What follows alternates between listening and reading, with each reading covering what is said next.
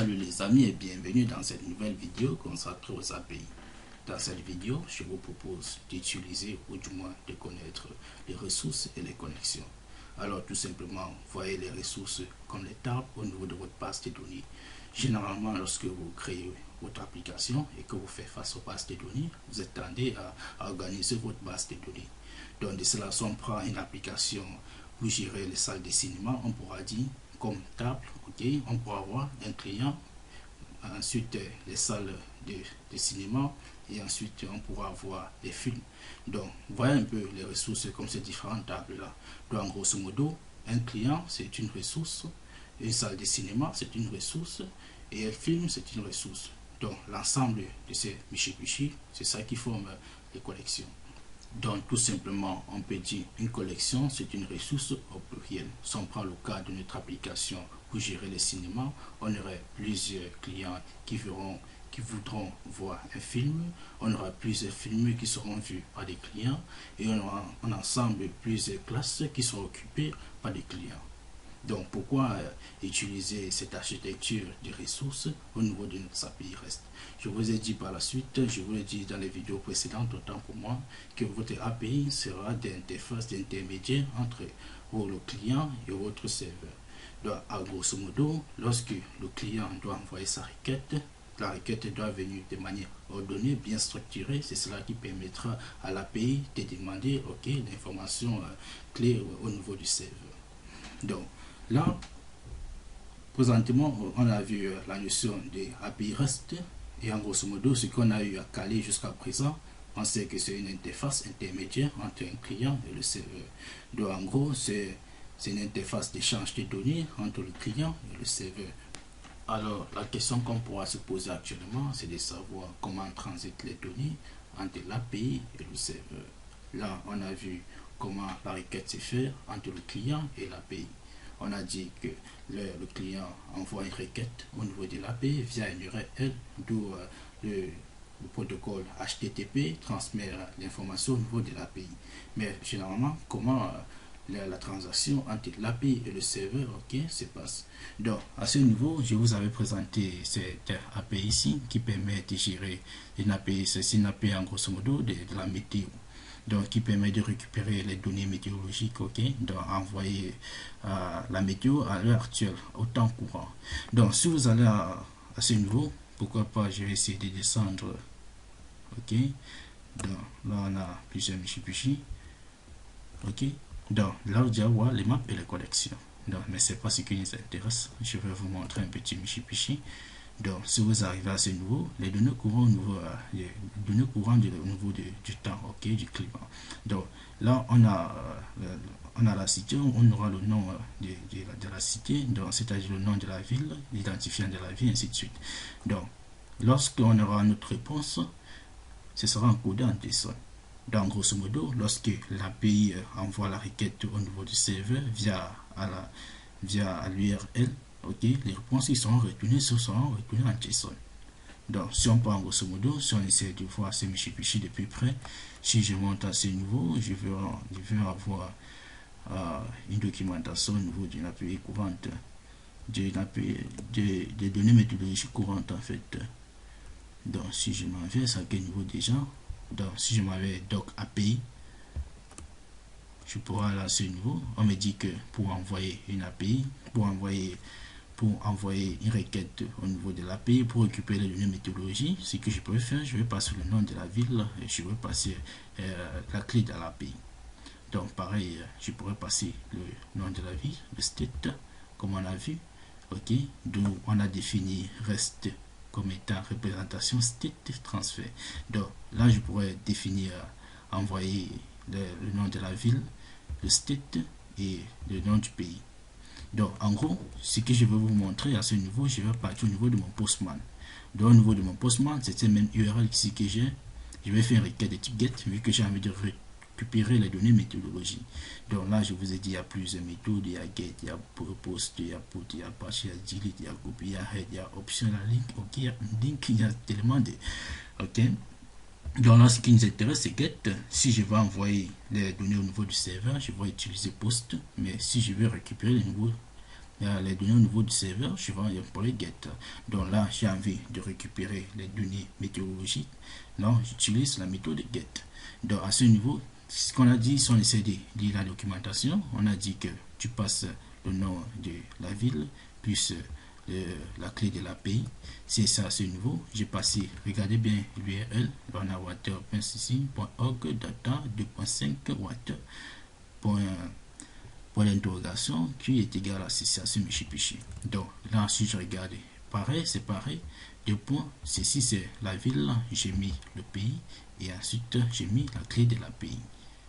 Donc lorsque, par exemple, j'ai mis Lyon, ok, donc là je pourrais mettre Paris, pourquoi pas.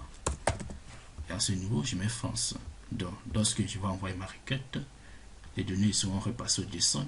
Si je peux envoyer XML. Donc, en grosso modo, déjà, l'on remarque que les réponses retournées par le serveur au niveau de l'API peuvent être en plusieurs formats. Donc, en texte, en HTML, en XML, en JSON. Ok. Donc, le plus courant, c'est en JSON. Donc, lorsque vous interagissez avec les API, c'est en JSON. Dans ce niveau, ils ont donné la possibilité, si c'est de rentrer, ils ont donné la possibilité de retourner la réponse de votre requête en JSON ou en XML. Donc, en gros, ici, on a vu plusieurs formats. Okay? Donc, non seulement il y a JSON, il y a XML, il y a HTML, ainsi de suite. Mais là, automatiquement, ils ont juste donné la possibilité de récupérer ces deux formats-ci. Et comme ça, vous allez aussi tomber sur des API prochainement. C'est des API qui vous donnera seulement la possibilité de récupérer les données via le JSON ou encore via le XML ou encore via le HTML, ainsi de suite. Donc, là, on récupère les données en JSON. Vu que c'est, vous voyez que les gars, c'est mieux formaté. En XML, les gars, c'est un peu difficile à lire. Donc, si on part à JSON, c'est un peu, ok, c'est un peu formaté.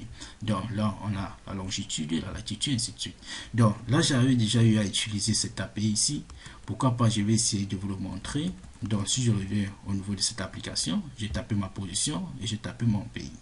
Donc, si je tape, tant pour moi, je vais effacer ce Michipichi, pourquoi pas. Je tape ma position. C'est belle. Et je tape mon pays, Deutschland. Donc pourquoi pas, je vais essayer Deutschland. Ok. Donc si je presse, vous voyez que cela a changé. Donc voici ma météo actuelle. Si je tape Paris, je vais taper France. Ok. Voilà la météo de Paris. Pourquoi pas, je vais essayer de taper Douala, Yaoundé, ce Douala. Ok, j'ai bien écrit c'est Michipichi, Cameroun. Là, je vais taper. Et mamma mia, j'ai une erreur. Dans sa vie, j'ai mal écrit. C'est Michipichi, bien je dois l'écrire en anglais, enfin, en anglais. Donc, je vais taper Cameroun. Pourquoi pas en anglais? Et je ne sais pas si c'est toi là que j'ai mal écrit. Douala. Oups. Oh là là, les gars, sorry. Douala Cameroun, ok les gars, voilà, c'est Michipichi. Waouh. Vraiment, l'allemand, c'est pas une bonne chose. Donc, du coup, voilà. Ok, vous voyez, cela fonctionne bien. Donc, si on essaie de voir ce qui se passe au niveau du terminal, c'est que j'envoie une requête au niveau de cette API. Pourquoi pas, je vais relancer. Lorsque je relance, vous voyez que j'envoie une requête. Si j'essaie de scroller comme ceci. Oups.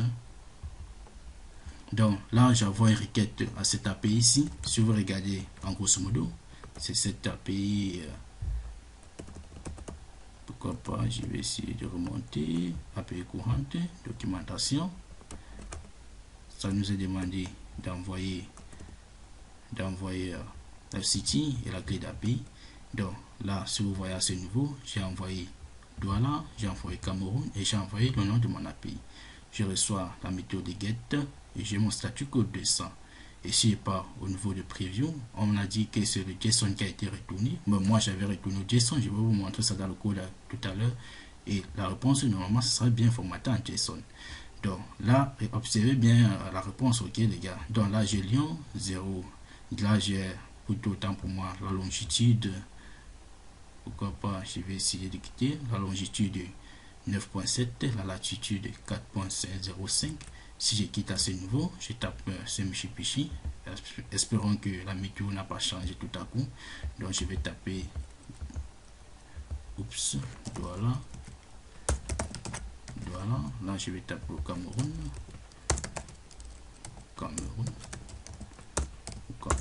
en anglais, je valide. À ce niveau, on voit qu'on a la longitude 9.7, on a la latitude 4.0, et c'est ce qui a été retourné à ce niveau. Longitude 9.7, latitude 4.0, et ainsi de suite. On a les autres résultats. Alors j'espère que cette notion de ressources est claire pour vous.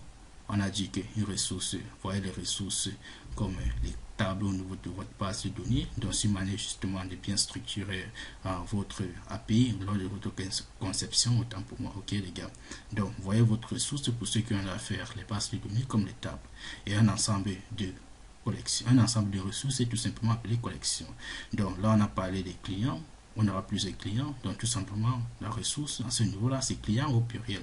On a parlé des salles de cinéma, la ressource à ce niveau-là, c'est plusieurs salles de cinéma, donc salles de cinéma au pluriel. On a parlé des films, c'est tout un ensemble des films, donc films au pluriel. Ok les gars, donc j'espère que cette vidéo vous a plu. Pourquoi pas, je vais essayer de vous montrer comment je vais emmagasiner ça dans le code de source. Donc là à ce niveau, j'ai oups, ça a planté les gars, quelques minutes, et c'est parfait. Donc là, je dis, si là, le pays et la ville existent, ok, tout simplement, j'appelle cet API ici, et je le passe en paramètre. Pourquoi pas, je vais essayer de l'agrandir. Donc, je passe en paramètre la ville qui sera envoyée par l'utilisateur, ok, et le pays qui sera entré par l'utilisateur, et j'envoie la clé d'API. Si je scrolle par le haut, vous verrez que j'ai eu la clé API, stocker la clé API à ce niveau. Et la clé API se donne là que vous créez votre compte au niveau du site, ok, pour utiliser les services. Donc, si tout s'est bien passé, regardez ce qu'il fait. Je prends la requête et je l'envoie en JSON. C'est pour ça que automatiquement, j'ai une réponse formatée en JSON. Ok, les gars. Donc, j'espère que cette vidéo vous a plu et que vous avez vraiment appris, vous avez vraiment eu à apprendre beaucoup de choses à ce niveau. Rendez-vous à la prochaine vidéo, là où je vais vous parler de ce Mitsubishi de Postman, ok, comment l'utiliser lorsque vous allez faire face à vos propres projets d'API et ainsi de suite. Alors les gars, c'est là pour tout vous bien. Rendez-vous à la prochaine vidéo. Stay tuned. Cheers.